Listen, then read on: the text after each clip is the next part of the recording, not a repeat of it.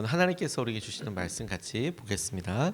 고린도전서 1장 10절에서 17절까지 말씀입니다. 고린도전서 1장 10절에서 17절까지 말씀, 저와 여러분들이 한 절씩 교독하여서 읽겠습니다. 그런데 형제자매 여러분, 나는 우리 주 예수 그리스도의 이름으로 여러분에게 권면합니다. 여러분은 모두 같은 말을 하며 여러분 가운데 분열이 없도록 하며 같은 마음과 같은 생각으로 뭉치십시오. 나의 형제자매 여러분, 글로에의 집 사람들이 여러분의 소식을 전해 주어서 나는 여러분 가운데 분쟁이 있다는 것을 알게 되었습니다. 다름이 아니라 여러분은 저마다 말하기를 나는 바울 편이다, 나는 아볼로 편이다, 나는 게바 편이다, 나는 그리스도 편이다 한다고 합니다. 그리스도께서 갈라지셨습니까? 바울이 여러분을 위하여 십자가에 달리기라도 했습니까? 또는 여러분이 바울의 이름으로 세례를 받았습니까? 내가 여러분 가운데에서 그리스보와 가이오 밖에는 아무에게도 세례를 준 일이 없음을 하나님께 감사드립니다. 그러므로 아무도 나의 이름으로 세례를 받았다고 말하지 못할 것입니다. 내가 스데바나 가족에게도 세례를 주었습니다마는 그 밖에는 다른 누구에게 세례를 주었는지 나는 모릅니다. 그리스도께서는 세례를 주라고 나를 보내신 것이 아니라 복음을 전하라고 보내셨습니다. 복음을 전하되 말의 지혜로 하지 않게 하셨습니다. 그것은 그리스도의 십자가가 헛되이 되지 않게 하시려는 것입니다. 아멘. 하나님 말씀입니다. 바울이 간단한 인사로 안부를 나눈 다음에 바로 이 고린도 전서를 쓰게 된 목적을 밝히고 있습니다. 바로 깊은 곳으로 쑥 들어가게 되고 있는데요. 고린도 교회가 겪고 있었던 어려움들이 있었고 그 어려움들에 대한 실제적인 대답을 위해서 이 고린도 전서가 쓰여졌다는 것을 다시 한번 떠올려 보면 좋겠습니다. 그 중요한 문제가 뭐였냐면 분열과 관련된 것이었어요. 그리고 이 분열과 관련된 것이 굉장히 흥미있다라고 생각하게 되었습니다.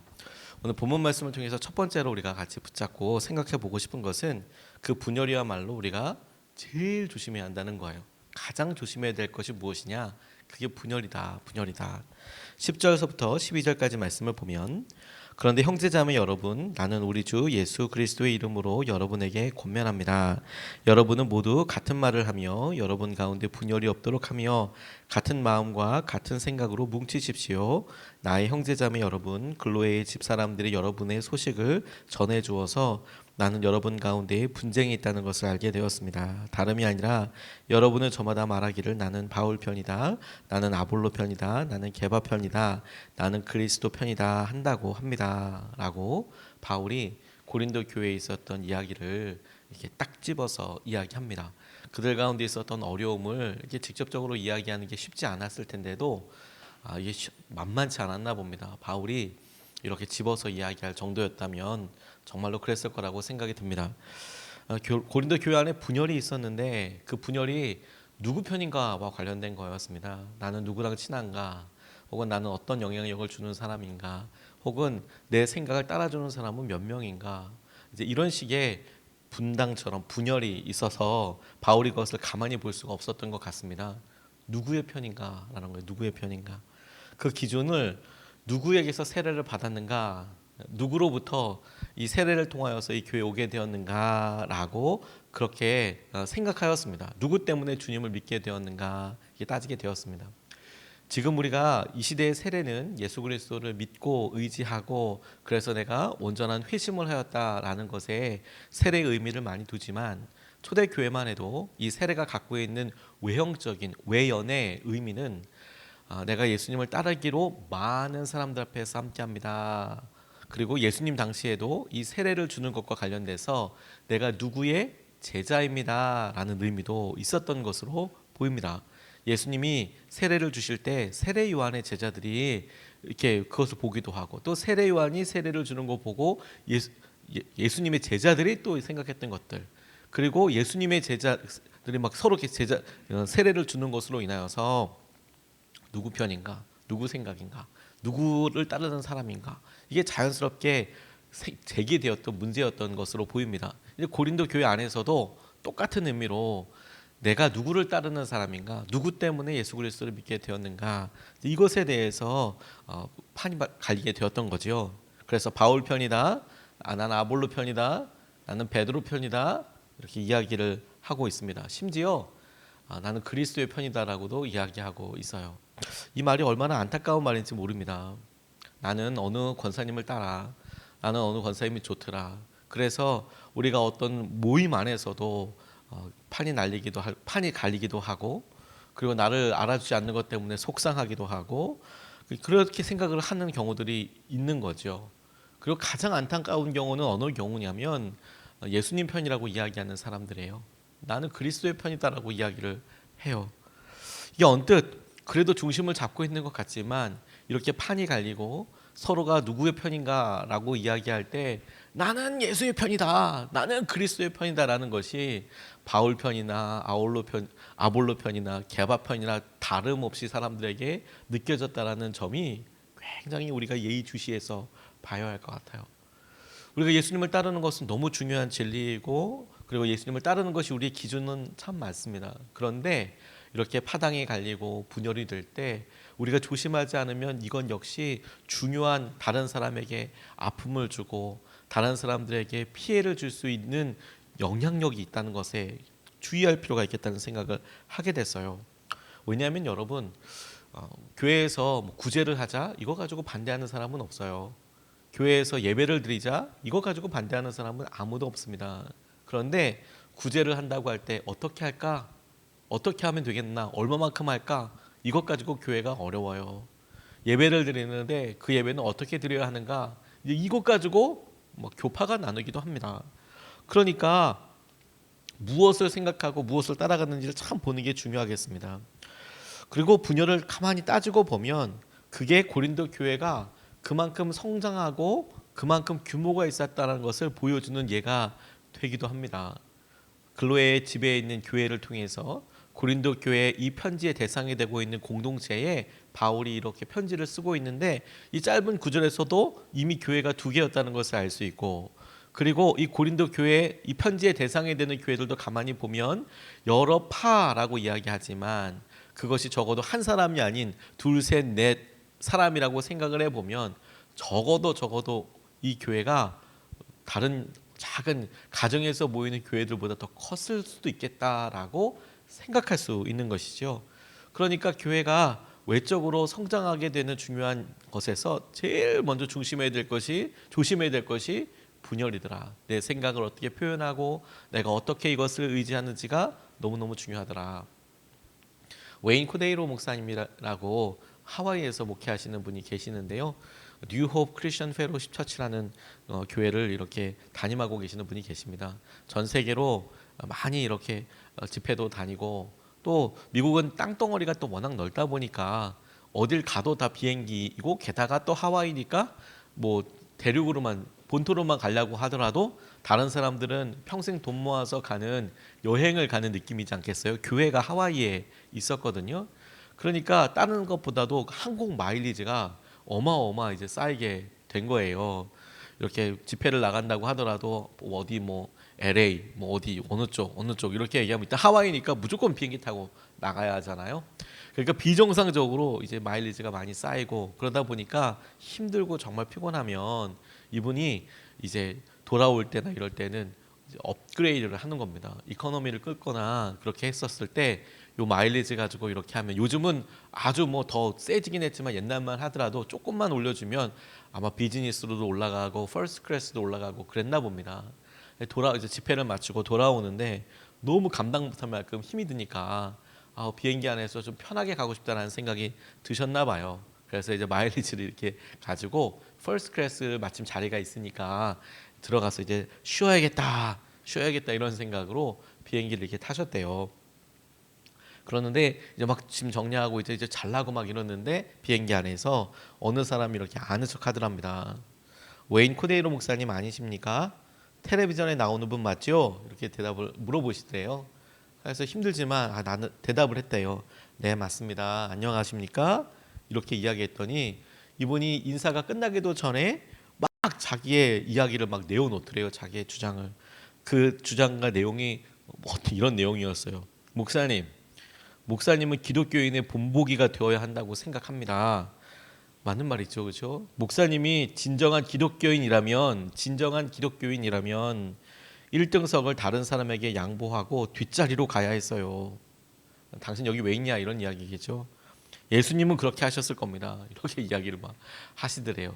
여기 어떻게 들어왔는지, 몸이 얼마나 피곤한지 이런 거는 뭐 생각도 없고 그냥 막 이제 여기 왜 왔냐, 왜 1등석 타고 다니냐, 아마도 이거 뭐 사치 아니냐, 이제 막 이런 느낌 아니었겠습니까?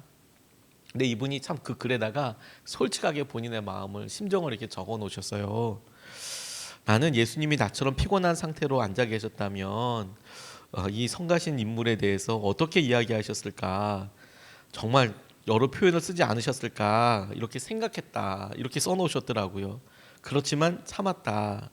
왜냐하면 가만 생각해봐도 이 남자는 분명히 예수님을 알고 있었지만 예수님을 지나쳐 버린 것 같더라. 왜? 그는 자신도 지킬 수 없는 타당치 못한 기준에 비추어 나를 평가하고 있었다. 무슨 의미냐면 그 자신도 자기 돈으로 1등석에 타고 있으면서 자기도 예수님을 믿으면서 자기가 그렇게 이코노미에 가서 그렇게 하고 이런 거 아니고 나는 여기서 돈이 있으니까 이거 하는데 당신은 왜 여기서 이렇게 있느냐 이런 이야기를 하고 있는 거니까요.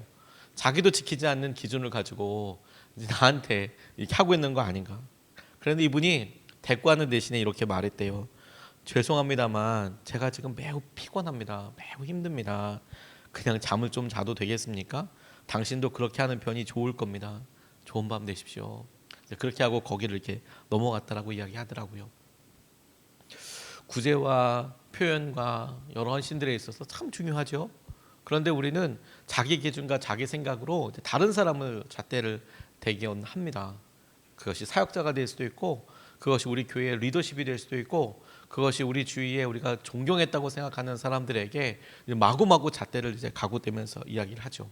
그런 행동들이 분열이 되고 우리 마음속에 분노가 되고 그렇게 마음이 그렇게 막 움직이게 되는 거예요. 본인 자녀들에게는 그렇게 안 할 거면서 다른 사람들한테는 그렇게 살라고 이야기하는 거죠. 목회자들한테는 그렇게 살라고 이야기하는 거죠. 그걸로 인하여서 드는 여러 아픔들과 어려움들이 당연히 있겠죠. 그게 분열의 시작이에요. 나는 개바파야. 나는 베드로가 생각한 이게 맞다고 생각해. 나는 바울이 이렇게 얘기한 게 맞다고 생각해. 나는 누구누구 어느 목사님 했던 게 이게 맞다고 생각해. 이게 의라고 생각해. 여러분, 그게 중요하지 않아요. 그게 오늘 그 분열로 인하여서, 그런 마음으로 인하여서 우리가 놓치고 있는 영적인 열매와 이 교회가 혹은 우리가 속해 있는 공동체가 흔들리고 있는 게 더 큰 문제라는 거예요. 더 큰 문제.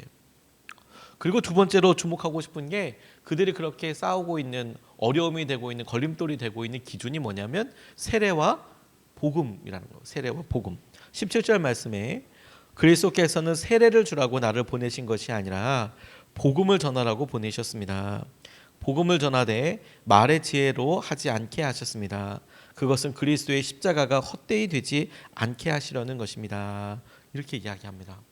세례도 중요하고 복음도 중요합니다. 세례도 뭐 두말할 나위 없이 중요하고 복음도 두말할 나위 없이 중요하죠. 과거에 우리가 어떤 생활을 했는지 중요합니다. 누구와 친했었는지 중요하죠.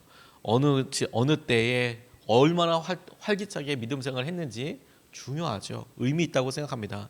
그런데 여러분, 그 과거의 일도 참 소중하고, 어떻게 어느 시대에 뭐 젊은이 때, 신혼 때, 나 때는 말이야라고 할 수 있는 그런 모든 때에 다 했던 일들이 중요하지만, 그래서 주님의 부르심대로 잘 살고 있는 것인지, 그래서 지금 주님께서 우리에게 말씀하신 복음을 살아내고 복음을 전하라는 사명에 온전히 순종하고 있는지, 주님께서 그것을 우리에게 이렇게 보게 하신다고 싶어요.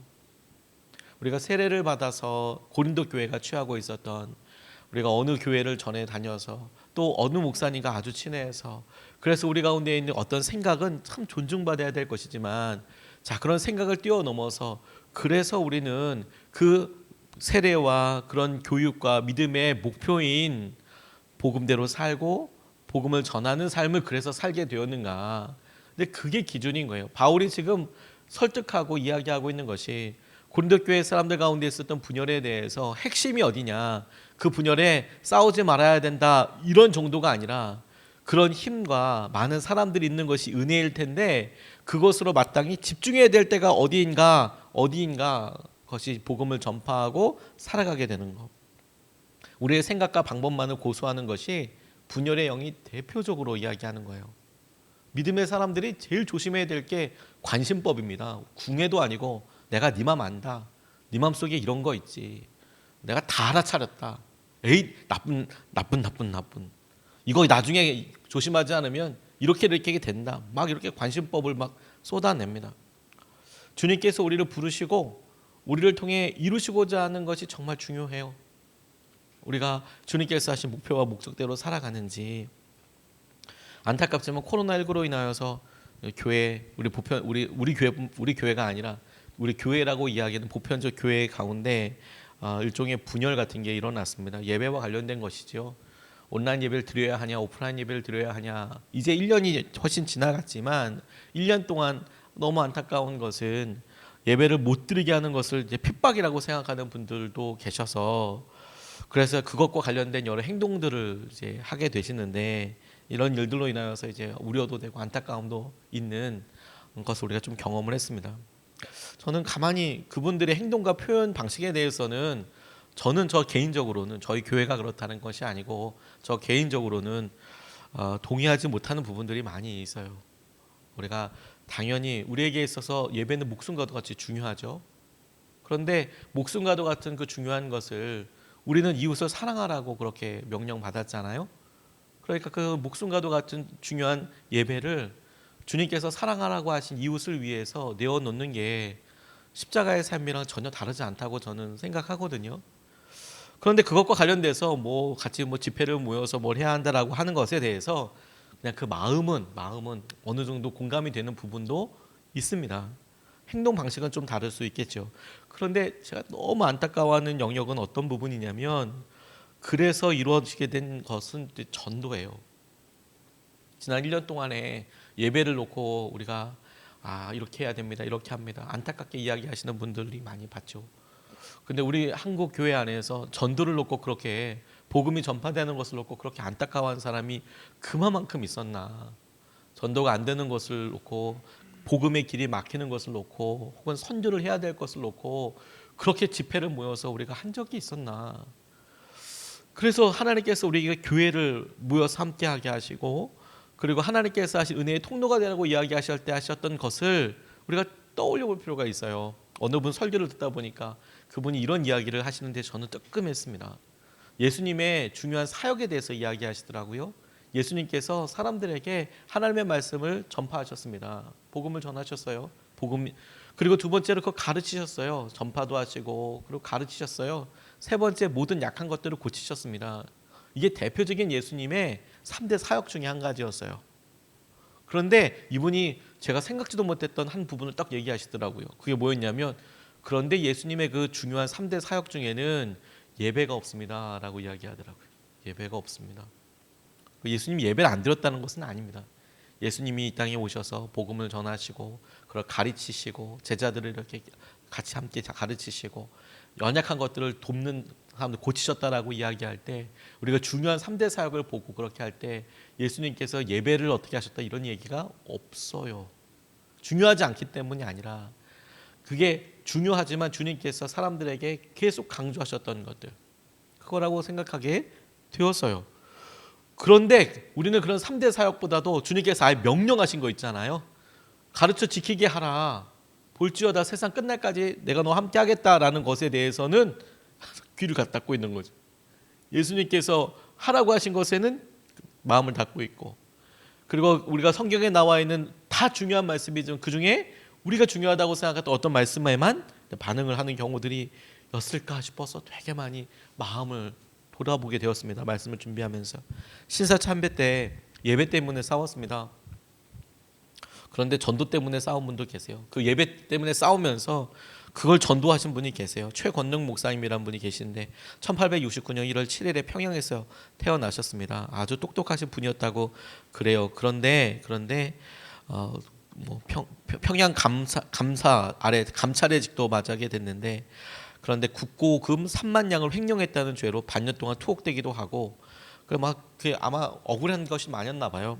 유배되기도 하고. 그래서 울분 속에서 술에 취해 살다가 1896년에 교회가 설립되어 복음을 전파하는 선교사님 때문에 예수님을 믿게 됐대요. 삭주의 백유계라는 한의사로 인하여서 예수님을 믿게 됐답니다. 근데 어느 날 이 최권능이라고 나중에 불리게 되는 목사님이 이름이 최봉석이었는데, 예수님을 믿고 죄를 회개하고 따르라 이 말에 회심을 하게 됐고, 그게 33살이었대요.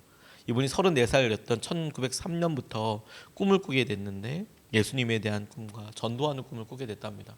그래서 전국을 돌아다니면서 소위 요즘도 사실 어떤 분들이 이렇게 하고 있는 예수천당 이것만 이제 막 이야기했던 분이었어요. 근데 이분이 신학 공부도 하게 되고, 사람들에게 노예에서 파송을 받아서 이제 교회도 담임하게 되고, 그런데 문제는 그렇게 복음을 전하면서 정말 많이 굶고 몽둥이로 돌멩이로 맞기도 하고, 그러다가 옥고를 치르게 됐답니다. 고문을 하기 시작했어요, 순서.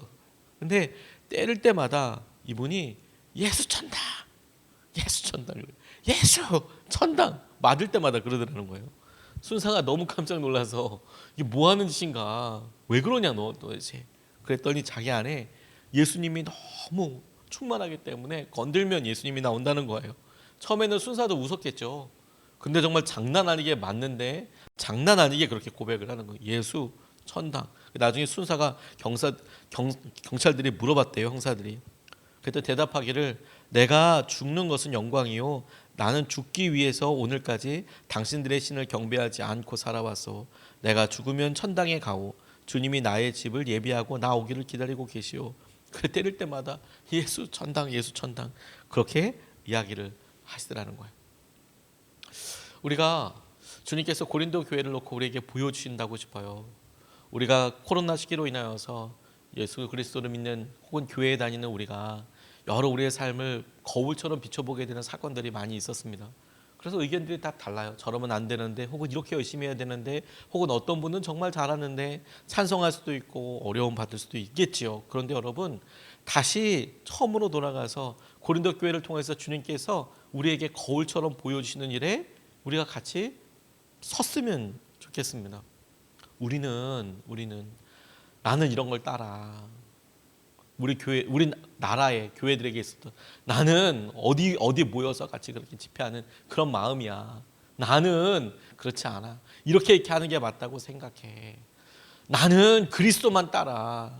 이게 아니고, 우리가 정말 하나님께서 하나 되라고 이야기하신 것, 분열에 대해서 심각하게 생각하고 우리가 이것을 기도하고, 주님께서 하신 은혜를 따라서 나아갈 것인가, 그럴 것인가에 대해서 마음을 모아야 한다는 거예요. 두 번째, 뿐만 아니라 주님께서 우리에게 처음 맡겨주신, 내가 세례를 통하여서 어떻게 되는 것이 아니라, 그래서 복음을 전하고 있는가, 그래서 내가 나누는 삶을 살고 있는가. 코로나로 인하여서 우리가 너무도 그냥 당연하게 혹은 합리적으로 사람들 만나는 것이 제한되기 때문에 그냥 뭐 우리가 복음을 전하지 않아도 다 이해가 되는 수준으로 이렇게 살고 있어요. 여러 합당한 이유들이 너무너무 많죠. 그런데 마음도 그러냐는 거예요. 마음도. 그래서 간절함이 있느냐, 이렇게 딱 건드려 보면 예수님이 나오냐. 주님께서 우리에게 주시는 은혜와 기회들은 주의 놀라운 은혜를 따라서 예수님이 표현되고 예수님이 전하여지고, 그래서 주님이 영광 받으시는 은혜를 위해서 우리를 이끄신다고 믿습니다. 이것을 붙잡고 우리가 두 번 나눠서 같이 기도하겠습니다. 첫 번째로 같이 기도하고 싶은 것은, 하나 되는 사랑의 끈으로 사용하소서라고 기도하고 싶습니다. 바울이 어느 한 사람을 편드는 것이 아니에요. 그 분열 자체에 대해서 이야기하고 있는 겁니다. 내 말이 맞아, 혹은 베드로 말이 맞아, 아볼로를 따르는 사람들이 맞아, 그렇게 이야기한 것도 아니에요. 심지어 그렇게 이야기하면서 예수님을 따라야 돼, 그리스도파가 있는데, 그렇게 이야기하는 것도 아닙니다. 분열을 보라고 이야기하는 거예요. 분열을. 그리고 말씀대로 그 분열 앞에 서라, 그리고 반응하라고 이야기하는 것이죠. 이것이 우리 가정에도 똑같이 적용이 되고 교회에도 똑같이 적용된다고 싶습니다. 하나 되는 사랑의 끈으로 우리를 삼아달라고 좀 기도하고 싶어요. 하나 되는 사랑의 끈으로 사용하여 주십시오. 하나님 우리가 어느 곳에서든지 하나 되고 하나 되는 것을 통하여서 주의 은혜와 주의 넉넉히 하게 하시는 기쁨으로 하나 되는 사랑의 끈으로 하나님 우리를 사용하여 주시옵소서. 우리가 첫 번째로 같이 함께 기도하겠습니다.